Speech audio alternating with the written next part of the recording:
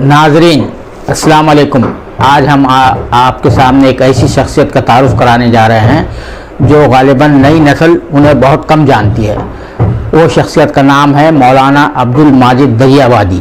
مولانا عبدالماجد دریابادی نہ صرف ایک ہمہ جہت شخصیت کے مالک تھے بلکہ وہ بیک وقت ایک صاحب طرز ادیب، انشا پرداز، فلسفی، صحافی، عالم دین، محقق، نقاد، شاعر، ڈرامہ نگار اور سوانح نگار، نفسیات داں، مترجم اور مکتوب نگار تھے.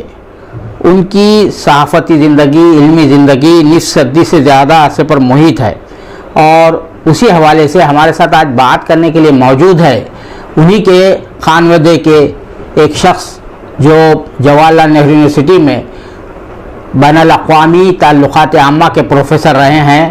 ان کا نام ہے پروفیسر سلیم خدوائی صاحب، جو مولانا عبدالماجد دریابادی کے نواسے اور پوتے بھی ہیں. سلیم خدوائی صاحب، آپ کا اس پروگرام میں استقبال ہے، خیر مقدم ہے. یہ ہم مولانا عبدالماجد دریابادی کو نئی نسل سے واقف کرانا چاہتے ہیں کیونکہ آپ ان کے حقیقی نواسے ہیں، پوتے بھی ہیں اور آپ نے ان سے اکتساب علم حاصل کیا ہے، کسب علم حاصل کیا ہے. تو ذرا آپ تھوڑی سی ان کی شخصیت پر روشنی ڈالیں کیونکہ وہ مفسر قرآن بھی ہے. انہوں نے قرآن کی تفسیر بھی لکھی ہے اور ایک وقت انگریزی میں بھی لکھی ہے. اور دوسری بات یہ ہے کہ وہ ایک وقت ایسا بھی تھا کہ وہ ملحد ہو گئے تھے، ملحدانہ خیالات ہو گئے تھے، اس کے بعد پھر مولانا بن گئے. تو یہ بڑی عجیب جو ہے تو بات ہے. تو آپ ذرا بتائیں ہمیں، آپ کے ذاتی جو ہے مشاہدات رہے ہیں، آپ کا ذاتی پرسنل جو ہے تو ان سے وہ رہا ہے. میں اپنے آپ کو بہت خوش قسمت سمجھتا ہوں کہ میں نے جب آنکھ کھولی تو میں نے مولانا عبدالماجد دریابادی کا سایہ اپنے سر پر دیکھا، جو ہمارے نانا تھے اور دادا کے بھائی کی وجہ سے دادا بھی تھے. اور گھر میں ان کی شخصیت ایسی تھی کہ ہر شخص ان سے نہ صرف یہ کہ مرعوب اور متاثر تھا بلکہ وہ ہر شخص کی رہنمائی اور مدد کرنے کے لیے ہر وقت تیار رہتے تھے، خصوصاً علمی اور تعلیمی میدان میں. اب میں آپ کو یہ دلچسپ بات بتاؤں کہ ہم لوگ جب چھٹیوں میں اسکول میں تھا، اس کے بعد یونیورسٹی میں بھی آیا، تو ہم لوگ جوائنٹ فیملی تھی، تو ہمارے بہت کزنس وغیرہ بھی تھے، تو ہم لوگ سب دریاباد میں جمع ہوتے تھے چھٹیوں میں. تو یہ ہم لوگوں کے لیے لازمی تھا کہ ایک صفحہ کم سے کم اردو میں اور ایک صفحہ انگریزی میں کسی بھی، وہ ہمارے اوپر تھا کہ ہم کس موضوع پر لکھیں. اور وہ ایک ان کا ہر چیز کا ٹائم ٹیبل تھا. تو وہ اس دوپہر کے وقت کے لیے انہوں نے ہم لوگوں کے لیے رکھا تھا. تو ہم لوگ سب جاتے تھے، 5 منٹ 10 منٹ ان کے پاس ایک ایک آدمی جاتا تھا اور وہ بغور پڑھتے تھے اور اس کی جو زبان و بیان کی غلطیاں ہوتی تھی اس کو اپنے درست کرتے تھے اور اس موضوع پر جس پر لکھا ہے اس کے اوپر ہم کو معلومات دیتے تھے، جس سے ہماری معلومات میں اضافہ ہوتا تھا. تو میں یہ سمجھتا ہوں کہ مجھے کم سے کم ہمارے خاندان کے اور لوگوں کو بھی، والد صاحب کے اور ہم لوگوں کو جو قلم پکڑنا آیا اور جو کچھ بھی ہم نے حاصل کیا خاص طور سے اردو زبان میں، اس میں ان کا بہت بڑا رول ہے، بہت بڑا کنٹریبیوشن ہے. اور ان کی کمال یہ تھا کہ وہ بہت مصروف رہتے تھے، ان کا ایک ایک منٹ قیمتی تھا، لیکن اس کے باوجود وہ خاندان والوں سے بے تعلق نہیں تھے. بہت گہرا تعلق تھا، خواہ وہ بڑا ہو یا چھوٹا ہو، لڑکا ہو یا لڑکی ہو، تو وہ سب کے ساتھ یکساں ان کا برتاؤ ہوا کرتا تھا. تو وہ جو بھی ان کو بہت خوش ہوتے تھے اگر کوئی ان سے کوئی سوال کرتا تھا کسی بھی موضوع پر یا ان کے خود ان کے بارے میں. یہ جو ایک بڑا امپورٹنٹ بات یہ ہے کہ وہ ایک دور میں مذہب سے بیدار ہو گئے تھے اور ملحد تو خیر نہیں تھے لیکن وہ ایگنوسٹک ہو گئے تھے. تو اس کے بارے میں جب ہم تو خیر نہیں پوچھ سکتے تھے، لیکن اور ہمارے انکل وغیرہ جب وہ پوچھتے تھے یا ہمارے کزنس میں جو بہت تیز ہوتے تھے کہ آپ بتائیے کہ آپ کیسے ہو گئے تھے، تو بجائے ناراض ہونے کے، جب اتنے بڑے مولانا تھے اور یہ تھے، تو وہ سمجھاتے تھے کہ بھائی کیا فیکٹرز تھے جن کی وجہ سے وہ اسلام سے متنفر ہو گئے تھے. اور پھر وہ سمجھاتے تھے کہ پھر کس طرح وہ واپس آئے اور ان کو جو اسلام کی جو صحیح حقانیت ان پر آشکارا ہوئی. تو یہ میں یہ مثال دے رہا ہوں کہ ان کو کسی چیز کو وہ چھپاتے نہیں تھے، بہت ان کا ٹرانسپیرنٹ تھا معاملہ. تو یہ باتیں تھیں. اور انہوں نے کہیں اس کو قلم بند کیا ہے کہ میں اس طرح سے مذہب سے بیزار ہوا. آپ بیتی میں پورا 2 باب ہیں، اس میں انہوں نے بہت تفصیل سے لکھا ہے کہ میں کن کن کتابوں کو پڑھ کے یا کن کن شخصیتوں سے متاثر ہو کر اس زمانے کے جو فلاسفر تھے، اس زمانے کے کیا ان سے بہت پرانے لوگ، ان کی تحریریں پڑھ کے میں کیسے ان سے متاثر ہوا اور پھر میں کیسے واپس آیا. تو یہ بہت انہوں نے اس میں کوئی راز نہیں رکھا ہے، بہت اس میں لکھا ہے.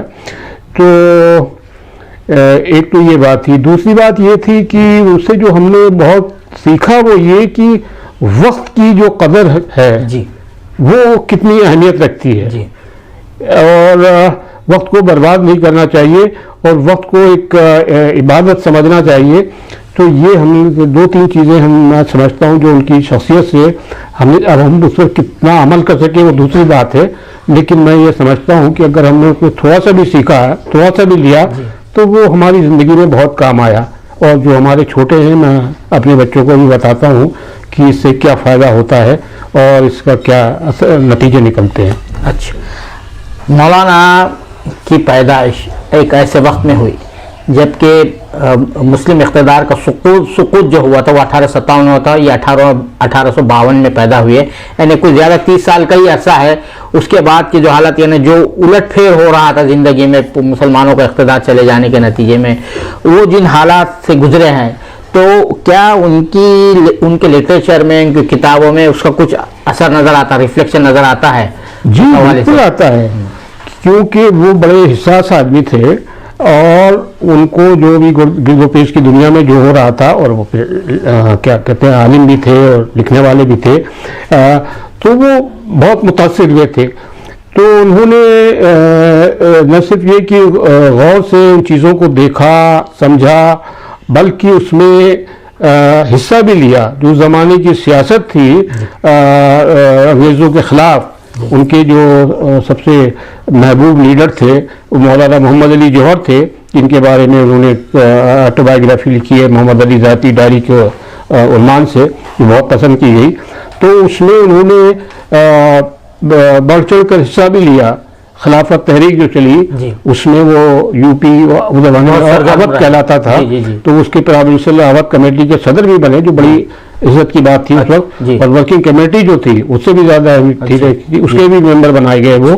اور وہ جو مولانا محمد علی کے اخبار نکلتے تھے اردو کے، ہمدرد، اس کے وہ ایڈیٹر بھی رہے. تو کہنے کا مطلب یہ ہے کہ وہ اور انہوں نے جیل تو نہیں گئے، وہ جیل جانے کی نوبت نہیں آئی ان کی، لیکن وہ اس سے بہت انہوں نے اس میں حصہ لیا، بہت نان کوآپریشن موومنٹ میں، خلافت تحریک میں. اور جب وہ خلافت کا جلسہ ہوا لکھنؤ میں تو وہ اس کے استقبالیہ کمیٹی کے صدر تھے اور انہوں نے اپنا خطبہ پڑھا اور اس کو بہت پسند کیا مولانا محمد علی نے. تو کہنے کا مطلب یہ ہے کہ وہ اس زمانے کے حالات سے وہ بہت متاثر ہوئے اور اس سلسلے میں انہوں نے جو بھی وہ کر سکتے تھے وہ کیا. اور نانی وغیرہ ہمیں بتاتی تھی کہ وہ زمانے میں تو آج کل کا جیل نہیں ہوتا تھا، برطانوی جیل میں تو بڑا سختی ڈائے جاتے تھے، سختیاں ہوتی تھیں، تو وہ چکی وکی پسوائی جاتی تھی بہت.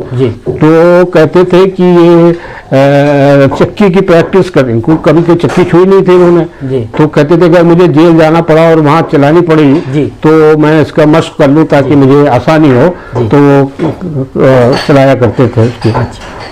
تو یہ ہے کہ تو اب یہ جو ہے مولانا کا جو سفر ہے، علمی سفر ہے، ذہنی سفر ہے، فکری سفر ہے، وہ پہلے جو ہے یعنی ان کا بیک گراؤنڈ جو ہے دینی علوم سے آیا، پھر انہوں نے BA بھی کیا غالباً. میں آپ کا قطع کلام یہ آپ بالکل غلط نہیں، مطلب یہ الٹا کہہ رہے ہیں. اچھا، ان کا کوئی مذہبی بیک گراؤنڈ نہیں تھا. اچھا، انہوں نے کسی مدرسے میں نہیں پڑھا، किसी आलिम की कोई मैंने घर पर तालीम हासिल की ना, घर पर जो पहले जो रिवाज है ना, होता था, घर पे तो होता था, हाँ। लेकिन वो बिल्कुल मॉडर्न, वो लखनऊ के कैनिंग कॉलेज के यूनिवर्सिटी बाद में बना, उसके ग्रेजुएट थे। अच्छा। उस वक्त की ग्रेजुएट होना तो भाई बहुत बड़ी बात थी, जो आज पीएचडी में जी कुछ नहीं है उसके सामने। तो वो बिल्कुल अंग्रेजी तालीम के प्रोडक्ट थे, क्योंकि वालिद साहब का तो उनका इंतकाल हो गया था बहुत जल्दी, हज करने गए थे वहाँ। तो ये उनके बड़े भाई इनको कर रहे थे, तो ये लोग अपना इंडिपेंडेंट थे। तो इन्होंने जिस तरह से चाह पढ़ा, जिस तरह से चाह किया, तो वो बचपन में तो बेशक दीनी तालीमी बहुत मिला, लेकिन उसके बाद तो ये बिल्कुल वो खुद मुख्तार थे। तो इन्होंने अंग्रेजी तालीम पे पूरी तवज्जो की और ग्रेजुएट बीए किया इन्होंने। उस वक्त का बहुत बड़ी डिग्री हुआ करती थी, और न सिर्फ ये बीए किया बल्कि उस वक्त इन्होंने लिखना भी शुरू कर दिया था। तो इनकी किताब जो थी वो उस वक्त एक साइकोलॉजी ऑफ लीडरशिप के उन्वान से, वो बरतानवी पब्लिशर ने उसको एक्सेप्ट कर लिया और पब्लिश हुई इंग्लिश में, लंदन में। बहुत कमाल की बात थी, आज भी अगर हमारी कहीं बाहर हो जाती है। तो ये जो ग्लोरियस कुरान जो है, तो उन्हीं की तहरीर है या इसको तर्जुमा किया है? तर्जुमा है। अच्छा, तर्जुमा क्या कमेंट्री है? हाँ, ये तर्जुमा किया है। अच्छा अच्छा अच्छा, दोनों बातें की हैं, तफसीर तर्जुमा भी किया है और तफसीर कमेंट्री भी लिखी है। जी जी। ये तो कुरान मजीद की जो तफसीर की है, तफसीर माजिदी के नाम से जो शाये हुई है जी, तो ये कितने जिल्दों में है? ये 3 जिल्दों में है या ये पूरी तो 3 जिल्दों में है जी, मेरे पास तो 2 ही हैं जी जी। तो ये तफसीर लिखने का ख्याल कुछ कहीं आपने पढ़ा होगा कि क्यों आया ख्याल? जी जी बिल्कुल पढ़ा है, क्योंकि हिंदुस्तान में सूरत हाल ये है, बड़े सगीर में अमूमन कुरान को सवाब की किताब समझा जाता है, सिर्फ सवाब गर्ज से पढ़ा जाता है। वो उसी वजह से हम लोग थोड़ा दीन से जो है तो दूर है या उसका शऊर नहीं रखते हैं। तो क्या ये अब मोहरिक शामिल था, उन्होंने कहीं लिखा है? क्योंकि मेरे पढ़ने मुताले में तो नहीं आई है। नहीं, आप पढ़िए, इनकी आप बीती पढ़िए। उससे बढ़कर ये हकीमुल उम्मत जो किताब है मौलाना शैफ अली थानवी, क्योंकि वो उनके ऊपर नहीं थे वो, लेकिन उनसे बहुत मुतासिर थे। तो रहते थे जाके थाने भवन में, तो वहाँ पर बहुत लोग आया करते थे उनसे मिलने के लिए, तो बड़े अच्छे लोग आते थे तो काबिल। तो उसमें से किसी ने, उसका नाम भी मुझे याद आ रहा है, कोई मजरूब करके नाम था उनका, वो सरकारी अफसर थे वो। तो उन्होंने और एक और आदमी, उन दोनों ने इनकी तरफ तवज्जो दिलाई कि आपकी अंग्रेजी बहुत अच्छी है और आपकी उर्दू भी बहुत अच्छी है, तो आप ये काम करिए, तफसीर तर्जुमा और तफसीर इसकी। तो उन्होंने पहले तो कहा भाई ये मैं अरबी मैंने पढ़ी तो जरूर है यूनिवर्सिटी में, और लेकिन मैं कहा, लेकिन जब मौलाना थानवी से जिक्र आया तो उन्होंने भी इनकरेज किया। उन्होंने कहा बिल्कुल सही है, आप करिए, हम लोग उसके ताउन के लिए तैयार हैं, रहनुमाई के लिए। तो इस तरह से इन्होंने फिर हिम्मत की और माशाल्लाह से अंग्रेजी पहले उर्दू में लिखा, उसके बाद फिर हिम्मत बहुत बढ़ी तो फिर अंग्रेजी में लिखा। और ये ताज कंपनी जो लाहौर जी उसने छापा था इसको, ये तो नदवे वाली बाद में अली मियां ने इसको नदवे से छपवाया। तो लेकिन बदकिस्मती ये रही कि वो तफसीर उनकी जिंदगी में पूरी नहीं छप सकी, वो जो पब्लिशर उनको करते हैं वो, लेकिन बाद में खैर शायद हुई जी। तो ये जो है प्रोफेसर सलीम खिजवाई साहब, आपने अब्दुल माजिद दरियाबादी पर जो है एक क्या कहें मोनोग्राफ लिखा है जी। और इसको जो है साहित्य अकेडमी ने भी शाये किया है, बहुत बड़ी बात है हिंदुस्तानी अदब के मेमार के हवाले से। तो इसमें जो है आपने किन चीज़ों को जो है तो हाईलाइट किया है इस आबिती में? आबिती नहीं कहेंगे, माफ करना, सवाने हयात में जो है ये बड़ी अच्छी सीरीज है साहित्य अकेडमी की, कि ये हिंदुस्तानी अदब के मेमार के उन्वान से ये अदीबों और शायरों और दानिश्वरों के बारे में, लेकिन इनकी एक शर्त ये होती है कि ये मोटी नहीं होना चाहिए, जख्म नहीं होना चाहिए जी। लोग इसको आसानी से पढ़ लें, तो रेस्ट्रिक्शन है 100 पेज से ज्यादा नहीं होना चाहिए। तो मेरे लिए बहुत बड़ा मसला ये था कि मैं दरिया को कूजे में बंद करना, बिल्कुल सही सुना, पढ़ते हैं हम, सुनते हैं, लेकिन ये मेरे साथ वाकई मसला था। क्योंकि उनकी अभी आपने जैसा जिक्र किया कि हमारे शख्सियत थे अदब में भी और सहाफत में भी, सभी मैदान में जो है में फलसफे में थे।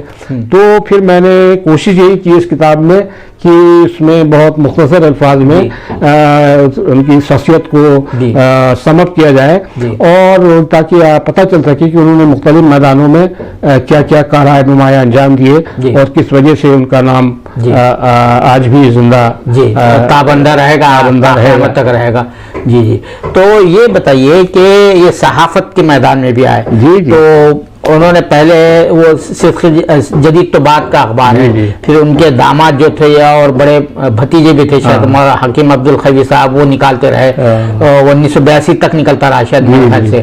تو صحافت کے میدان میں کیسا ہے، کتنے اخبارات نکالے، کوئی ان کا اپنا اخبار تھا یا اس سے پہلے بھی کسی اخبار میں کام کرتے تھے؟ انہوں نے جو فری لانسنگ جو تھی وہ تو بہت اسٹوڈنٹ لائف میں شروع کر دی تھی جی، اور بڑی اچھی جگہ الہلال میں اور الندوہ جو ندوے سے نکلتا تھا، یہ سب چیزوں میں پبلش ہو گئے ہوئے۔ اور لیکن جو جہاں تک باقاعدہ صحافتی میدان میں داخل ہونے کا تعلق ہے تو انہوں نے اور ان کے کئی دوستوں نے، جن میں ایک آپ نے نام سنا ہی ہوگا، احمد سعید ملیح آبادی کے والد جو تھے عبدالرزاق ملیح آبادی، اور ایک صاحب تھے عبدالرحمان سعید ملیح آبادی کا کچھ دنوں پہلے انتقال بھی ہوا، ان کے والد۔ وہ تین لوگ ایک جگہ بیٹھے لکھنؤ میں اور یہ طے کیا ان لوگوں نے کہ ہم کو ایک اخبار نکالنا چاہیے، اور ان کے پیش نظر جو حالات تھے، ملکی حالات تھے، اس کے پیش نظر کہ ایک جس میں ہم کو تو اس کا نام سچ رکھا گیا۔ اور اس کے بعد پہلے یہ تینوں شامل تھے لیکن وہ ندوی صاحب کی تو انتقال ہو گیا اور کیا کہتے ہیں ملیح آبادی بھی چھوڑ کے چلے گئے، ان کو بھی نہیں، تو یہ پھر ان کے اوپر ہی پورا آ گیا۔ پھر یہ سچ نکلتا رہا کئی سالوں تک۔ پھر وہ جو زمانے میں برٹش گورنمنٹ کی جو ہوتی تھی پریس ایکٹ کے تحت، تو اس کا نام بدلنا پڑتا تھا، تو پھر ان کا صدق کے نام سے نکالا انہوں نے۔ پھر وہ صدق کے اوپر بھی وہ ٹوٹی بجلی گری، تو پھر انہوں نے اس کا نام بدل کے صدق الجدید رکھا۔ وہ صدق الجدید آخر تک نکلتا رہا ان کی زندگی کے آخر تک، اور ان کی وفات کے بعد پھر ان کے بھتیجے اور داماد حکیم عبدالقوی صاحب نے بھی کئی سال تک نکالا۔ تو اور بیچ میں وہ جیسا کہ میں نے کہا بتایا آپ کو کہ مولانا محمد علی کا اخبار ہمدرد، اس کا چوٹی کا اخبار تھا بہت مشہور، اور جب محمد علی صاحب وہاں گئے تھے، انگلینڈ وغیرہ گئے تھے، تو ان کی عدم موجودگی میں انہوں نے اس کی ایڈیٹری بھی کی، دلی میں آ کے رہے کئی مہینے۔ تو یہ صحافت کے میدان میں ان کا بڑا کنٹریبیوشن ہے، رول ہے۔ ہاں، اتنا ریگولرلی نکالنا، اور اس اخبار کا ظاہری صورت تو کچھ نہیں تھی بیچارے کی، 4 پیج ہوا کرتے تھے، کنٹینٹ کے اعتبار سے اتنا اہم تھا کہ وہ لوگ اس کو بے چینی سے انتظار کرتے تھے، اور وہ ان حلقوں میں بھی پڑھا جاتا تھا جہاں پر امید نہیں کی جاتی تھی کہ وہ لوگ بھی پڑھتے تھے، غیر مسلم حضرات بھی پڑھتے تھے۔ میں آپ کو 2 واقعے چھوٹے چھوٹے مختصر بتا دوں۔ ایک ہمارے رشتہ داری تھے، رفیع احمد صاحب کے بھائی صاحب کے بھائی تھے وہ، تو وہ کئی جگہ امبیسڈر رہے، سعودی عرب میں بھی رہے، ملیشیا میں بھی رہے، کہاں رہے۔ تو میں ان کے پاس جاتا تھا، ریٹائر ہونے کے بعد دلی میں تھے، تو کہنے لگے بھیا تم کو پتہ نہیں ہے تمہارے نانا کے اخبار کی کیا ویلیو تھی، ہم سے پوچھو۔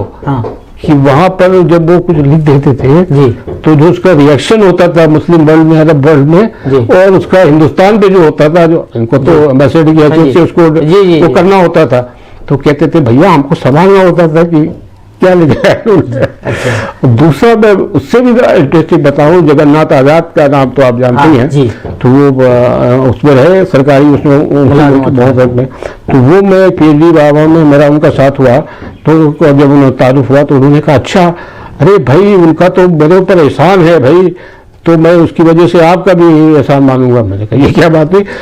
میں نے کہا بتائیے۔ تو انہوں نے کہا قصہ مختصر یہ کہ صاحب وہ جب وہ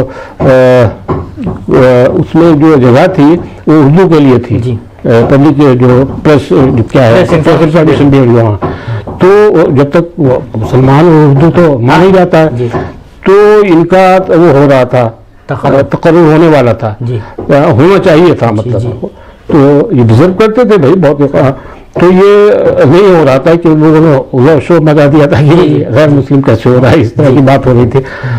تو انہوں نے خط لکھا عبدالواجد دریہ آبادی کو کہ صاحب یہ مسئلہ ہے اور آپ ایک لائن لکھ دیجیے، مدد کیا کرتے ہیں بس۔ تو انہوں نے صرف میں ایک 2 لائن لکھ دی کہ صاحب وہ سنا گیا ہے یا خبر ملی ہے، اور اس پہ حضرت امنات آزاد صاحب کا نام آ رہا ہے اور یہ بہت اچھا تقرر ہوگا, بہت ڈیزرو کرتے ہیں اس طرح کی. انہوں نے کچھ جملے لکھ دیا ہے.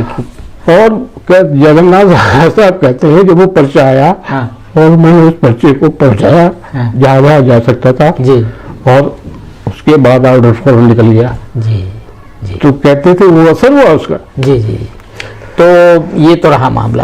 اب میں آتا ہوں کہ یہ خدوا ہے نا, خدوا سے خدوائی بنا ہے.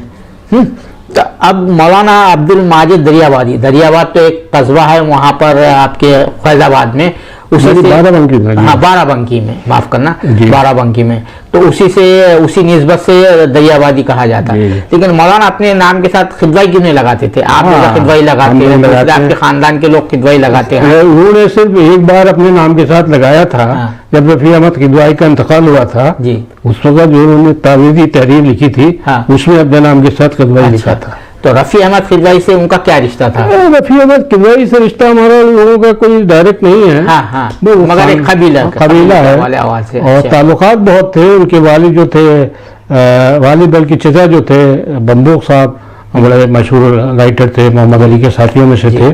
ان سے اور نانا سے ہماری بڑی دوستی تھی, تعلقات تھے. تو رفیع صاحب اس کی بھی خیال کرتے تھے, حالانکہ ایج میں زیادہ فرق نہیں تھا دونوں کے, لیکن وہ بزرگ مانتے تھے اور وہ کرتے تھے. پھر والد صاحب نے تو اپنی پوری سیاسی زندگی انہی کے زیر سایہ گزاری, انہی کے اثر میں آ کے رفیع صاحب کے. تو اس طرح سے ہم لوگ بہت لوگ پوچھتے ہیں تو ہم یہ بتا نہیں پاتے کیا رشتہ ہے, لیکن ہم سمجھتے وہ کہ بہت ہمارے قریب تھے. تو آپ کے والد مرحوم جناب پروفیسر ڈاکٹر محمد ہاشم خدوائی صاحب, وہ ایک داماد ہوئے مولانا عبد الماجد دریابادی کے. دوسرے اور کتنے داماد تھے ان کو کوئی لڑکا تو نہیں تھا؟ لڑکے ہوئے تھے لیکن وہ زندہ نہیں رہے. تو 4 بیٹیاں تھیں, اور یہ بڑا دلچسپ اتفاق ہے کہ ہمارے 2 بھائی تھے, دادا نانا ہمارے, تو دادا کے 4 بیٹے تھے اور ایک بیٹی بھی تھی خیر ان کے ایکسٹرا. تو وہ کچھ ترتیب سے تھا کہ ایسا 1-2 تو ہو جاتی ہیں عام طور سے, لیکن چاروں کی چاروں ہو گئی, بڑے کی بڑی کے ساتھ اور منجلے کی منجلی کے ساتھ اور سنجلے کی چھوٹے کی. تو یہ میرا خیال سے بہت ریئر چیز ہے. تو وہ سب گھر ہی میں رہے. تو بڑے تو حکیم عبد القدیر صاحب تھے جو ان کے وہ تھے, دوسرے حبیب احمد خدوائی تھے جو سیکریٹریٹ میں تھے, جن کے بیٹے بڑے آج کل نام روشن کیے ہوئے شافع خدوائی کے والد تھے. اور تیسرے ہمارے والد صاحب ہاشم خدوائی تھے, اور چوتھے عبدالحلیم خدوائی تھے, وہ بھی سرکاری نوکر تھے. تو یہ تھا. اچھا, تو آخری میرا سوال یہ ہے کہ 1977 میں ان کا انتقال ہوا. تو آپ کو کچھ منظر وغیرہ یاد ہے, کس طرح کے لوگ آئے تھے, کیا تھے؟ اس کے بعد کچھ تعزیتی جلسے ہوئے ہوں گے؟ جی میں اس وقت دہلی میں سروس کر رہا تھا, اور میں 1 ہی ہفتے پہلے آیا تھا. میں گیا ہوا تھا وہاں چھٹیوں میں, تو ان کی حالت ظاہر ہے وہ بہت جواب دیا تھا. تو نہیں, اس کو فالج تو تھا ہی, پھر گر گئے تھے, فریکچر ہو گیا تھا, تو نقل و حرکت سے معذور تھے. تو وہ حالت ایسی نہیں تھی کہ وہ لگتا نہیں تھا کہ وہ زندہ زیادہ رہیں گے, بول بھی نہیں پا رہے تھے. تو میں آیا اور مجھے آنے کے بعد پھر اطلاع ملی کہ انتقال ہوا ہے, تو میں بھاگا. لیکن اس وقت نہ تو اتنی سپر فاسٹ گاڑیاں تھیں نہ وہ تھی. تو میں جب پہنچا تو وہ تدفین ہو چکی تھی. دریاباد میں ہوئی تھی, لکھنؤ میں ہوتی تو شاید مل بھی جاتی, لیکن پھر لکھنؤ سے دریاباد گیا میں. تو ان کی جو وصیت تھی وہ یہ تھی کہ میری نماز جنازہ علی میاں پڑھائیں. حالانکہ علی میاں چھوٹے تھے لیکن دونوں میں بہت وہ تعلق تھا, اور علی میاں بہت مانتے تھے ان کو. تو ابوالحسن علی ندوی صاحب تو بہت سفر کرتے تھے, باہر باہر رہتے تھے, لیکن اتفاق سے وہ اس دن راب علی میں تھے. تو پھر وہ لکھنؤ آ گئے اور انہوں نے جنازہ وہاں گیا, پہلے ندوے گیا, وہیں انہوں نے نماز پڑھائی. اس کے بعد پھر دریاباد لے جایا گیا, اور پھر تو بہت تعزیتی جلسے وغیرہ تو بہت ہوئے.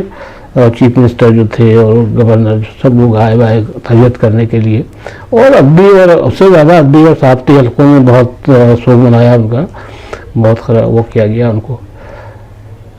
تو اب چلتے یہ پوچھ لیا جائے آپ سے کہ مولانا عبد الماجد دریابادی کے آپ پر اور آپ کے والد صاحب ڈاکٹر ہاشم خدوائی صاحب پر کیا امپیکٹ ہے, کیا اثرات ہے, آپ کس طرح سے اس کو اسیس کرتے ہیں؟ جیسا کہ میں نے پہلے کہا کہ ہم کو جو کچھ لکھنا بکنا آیا جی اور ہمارے والد صاحب بھی خود اس کو مانتے تھے کہ وہ بیکاز آف فیملی کی وجہ سے آیا. انہوں نے جو کہا جاتا ہے قلم پکڑنا سکھایا وہ ہے. اور دوسرا یہ کہ انہوں نے جو ایک ہم لوگوں کے اندر جو ماحول جو انہی کی وجہ سے گھر میں ماحول تھا، باقی لوگ تو تھے لیکن وہ میٹر نہیں کرتے تھے، تو وہ جو ہم نے اس کی شخصیت سے جو سیکھا وہ یہ کہ جو ایک وہ جذبہ ہے اسلام کے لیے، مذہب کے لیے، وہ ایسا ہے کہ ہم لوگ جے این یو جیسی جگہ پڑھائیں یا کہیں جائیں لیکن وہ ہمارے اندر زندہ ہے اور اس کو ہم نکال نہیں سکتے. جی بلکہ اب ہم کو ایج کے ساتھ ساتھ اور احساس ہوتا ہے کہ بھائی وہ بالکل صحیح جذبہ ہے اور اس میں اور ہونا چاہیے. بہت شکریہ پروفیسر سلیم خدوائی صاحب، مولانا عبد الماجد صاحب کی زندگی پر، حیات و کارناموں پر روشنی ڈالنے کے لیے، کیونکہ اس کا حق آپ نے پوری طرح سے ادا کیا. آپ نے خود باضابطہ ان پر ایک کتاب بھی لکھی ہے، ان کے سوانح پر کتاب بھی لکھی ہے. یہ تھے پروفیسر سلیم خدوائی صاحب جو اپنے نانا حضرت مرحوم کی شخصیت اور کارناموں پر روشنی ڈال رہے تھے. کیمرہ مین ذیشان راہی کے ساتھ میں عبد الباری مسعود، نئی دہلی.